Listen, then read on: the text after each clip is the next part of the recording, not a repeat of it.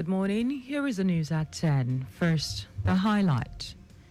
Governor Sanwo-Olu pledges more people-friendly policies for Lagosians.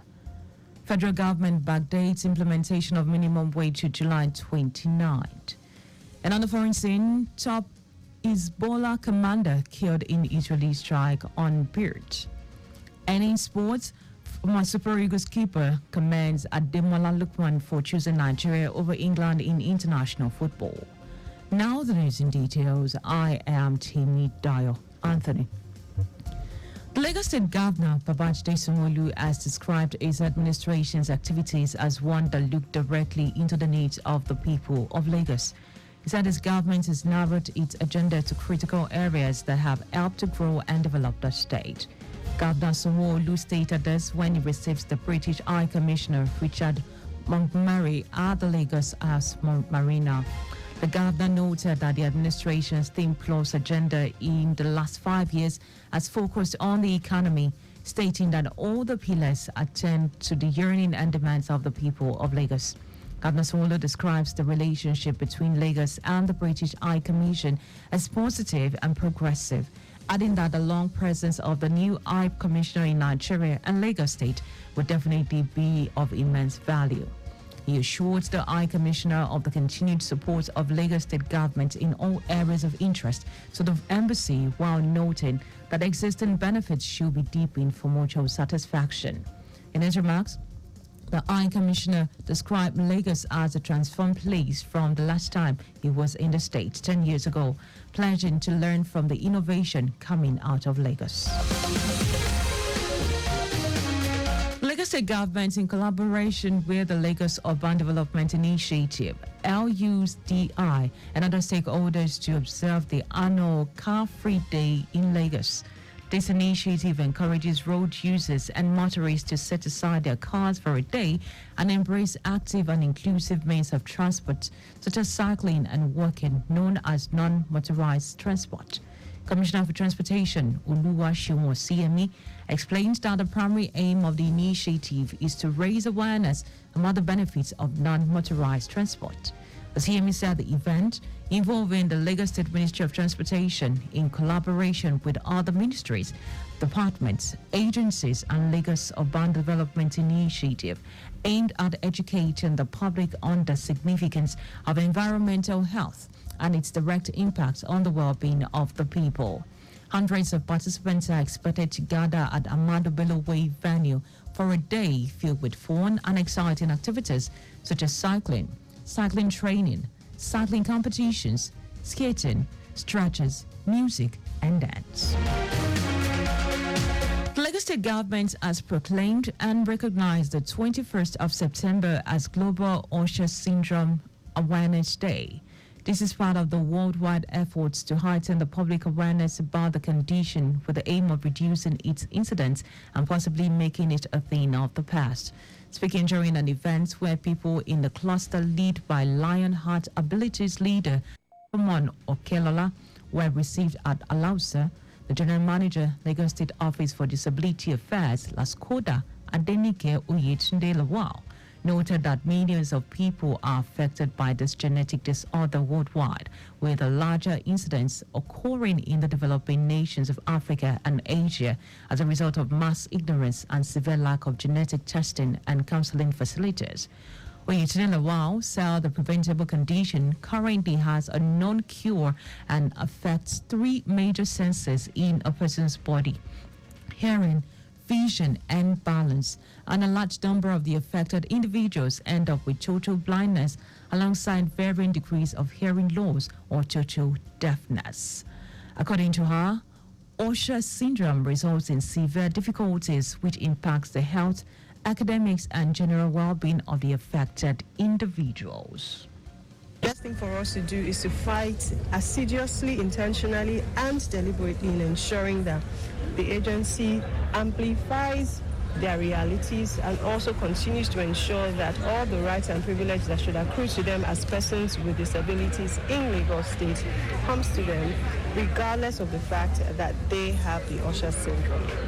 As you know, everything in government takes time. And one of the reasons that we agreed and knew that it was time for this proclamation to happen is because we had one or two meetings about what their specific asks are and mapped out in roads, a realistic progression. For the individuals with disabilities, this particular Usher syndrome themselves, there are many people around the world who have gone above and beyond the expectations that the world has set for them. To not be an exception. Original Lawal stated that there is urgent need to create public awareness, empower the people about this condition for the benefit of generations yet unborn, and to ensure the welfare of individuals with Usher syndrome, deaf blindness in the society. Eco Club has been lauded by the founding elders forum of the club for its efforts in promoting social, cultural, and intellectual growth, noting that its dynamic program has nurtured talents and celebrated the city's diversity for future generations. A former Honorable Justice Ibrahim Olorunibe stated this during the Founder Elders Day celebration to mark the activities of the 50-year anniversary. Olorunibe, who chaired the occasion, said the club was created to assist the people of Eko towards promoting and preserving the culture, alleviate poverty, contribute towards social development of Eko, and promote healthy living.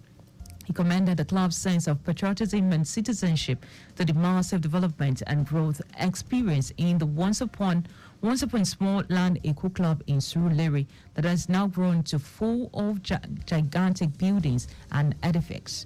In his closing remarks, President of Eco Club, Razak Amodu, said the club has made numerous contributions to the cultural tapestries of Lagos State through its various empowerment programs. He also commended past members and present members who have contributed immensely to the growth and development of the club. Wife of the President, Oluremi Tinubu, has flagged off renewed open initiative HRI Economic Empowerment Program for 1,000 women petty traders in Lagos State. A grant of 50,000 naira each were given to the women petty traders to capitalize and grow their businesses. Mrs. Tinubu, who was represented by the wife of Lagos State Governor Ibijoke Sanwo-Olu, noted that the program is part of the continued commitment of President's wife to driving economic growth towards a better life for families, especially women across the country.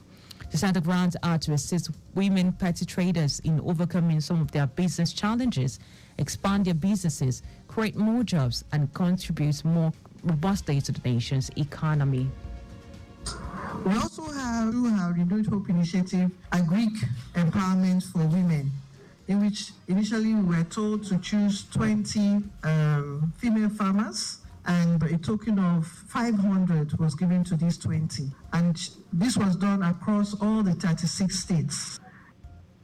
Mrs. Tinubu noted that economic empowerment remains a core objective of the Renewed Open Initiative, saying our office has consistently delivered on this promise for both women and youth across the 6 geopolitical zones to support the economic reforms of the administration of President Bola Tinubu.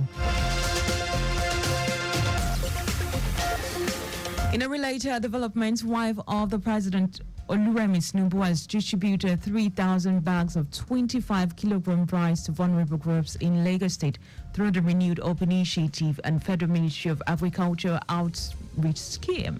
Speaking at the event held in Lagos, Ikeja, Mrs. Tinubu, who was represented by the wife of Lagos State Governor Ibijoke Sanwo-Olu, stated that the initiative is towards a better life for vulnerable families. We also have, through our Renewed Hope initiative, a Greek empowerment for women, in which initially we were told to choose 20 female farmers, and a token of 500 was given to these 20. And this was done across all the 36 states. She stated that the Renewed Open Initiative program is to complement the economic reform initiatives of President Bola Tinubu's administration.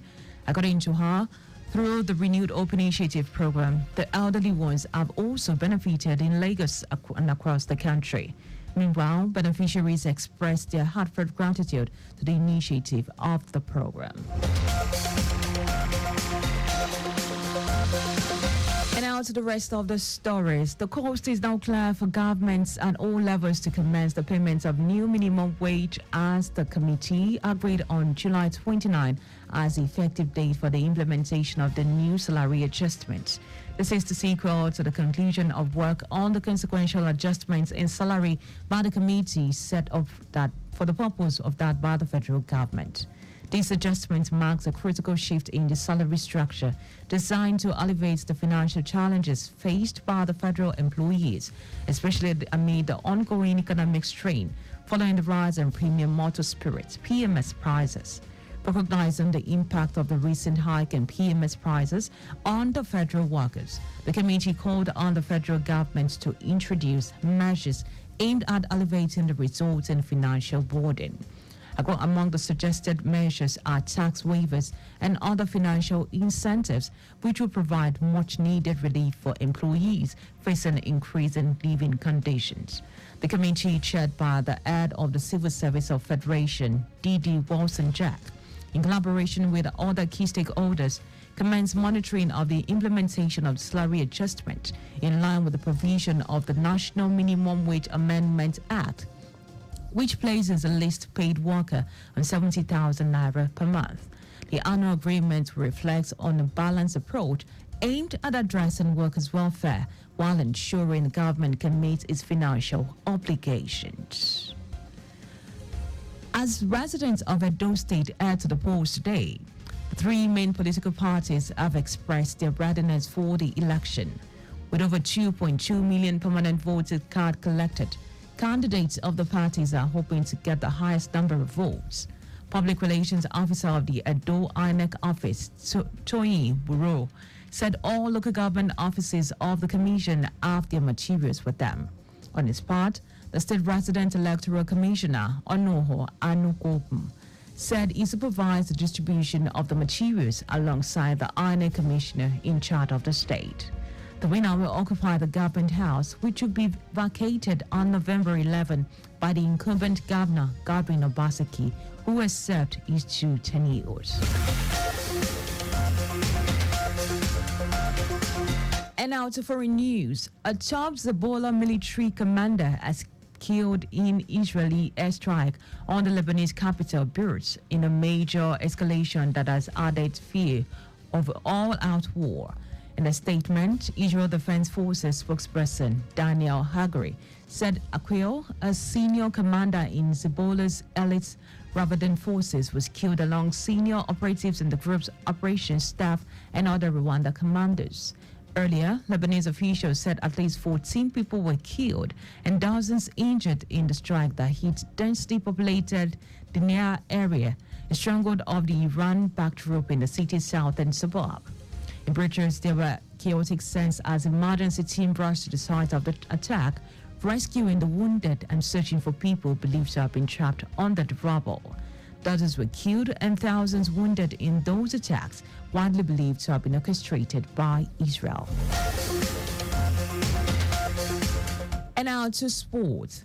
Former Nigerian skipper Mikel Obi has commended Ademola Lookman for choosing Nigeria over England for his senior international football. While praising the Atlanta forward for making a decision early in his career, the Chelsea legend once again took a swipe at some players born outside Nigeria for delaying the decision until they have been completely overlooked by their countries of birth in the twilight of their career. Lookman represented England at the under-19, under-20 and under-21 levels before switching allegiance to Nigeria in 2022. He has scored 8 goals in 25 outings for the Super Eagles since then. Lookman has been Nigeria's best player in the last 2 years, making a huge impression at the 2023 African Cup of Nations in Côte d'Ivoire, where his goal helped the team to the finals against the host country.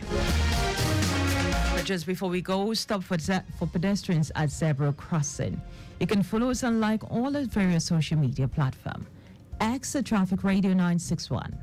Facebook, Lagos Traffic Radio 961 FM. And Instagram, Lagos Traffic Radio 961. You can also subscribe and watch our news and program live on YouTube at Traffic Radio 961.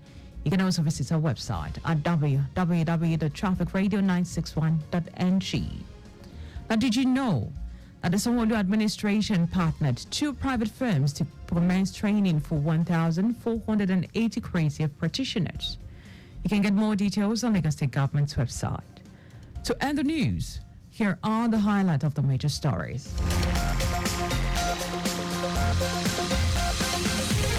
Lagos State Governor Babajide Sanwo-Olu has described his administration activities as one that looked directly into the needs of the people of Lagos. The course is now clear for governments at all levels to commence the payments of the new minimum wage as the committee agreed on 29 July as the effective date for implementation of the new salary adjustment. Lagos forward.